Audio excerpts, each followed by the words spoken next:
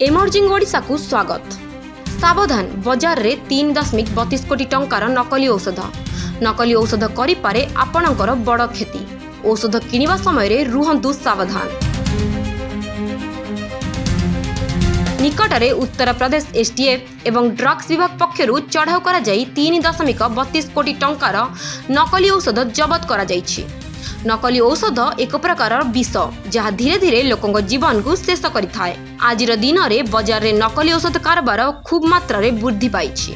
निकटरे Uttar Pradesh STF एवं drugs विभाग पक्षरु चढ़ाऊ करा जाई 3.32 कोटी टंकार नकली औषध जबत करा जाईछि। नकली औषध एक प्रकार स्लो पॉइजन जहाँ धीरे धीरे लोकों जीवन को शेष करिदिए। असली एवं नकली औषध मध्य पार्थक्य चिन्हिबा कष्टकर, किंतु आपण माने जदि टिके सतर्कता अवलंबन करिवे तेबे एहाकु सहजरे चिन्हि पारिबे। एठारे बड़ प्रश्न हेउछि जे साधारण लोक नकली औषध को किपरि चिन्हट करि पारिबे। असली एवं नकली औषध मध्यरे किपरि पार्थक्य जानिबे। तेबे आसंतु जानिबा नकली औषध को चिन्हिबा एवं सेगुडी को दूरे रहिबार उपाय। नंबर 1, प्रकृतरे औषधर पैकेजिंग भल गुणवत्तार होइथाए।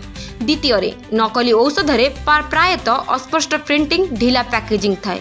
विवरणी गुड़िक असली औषध स्पष्ट भाव में मुद्रित होता है। चतुर्थ, नकली औषध बैच नंबर किछि भिन्न प्रकार रही थाए।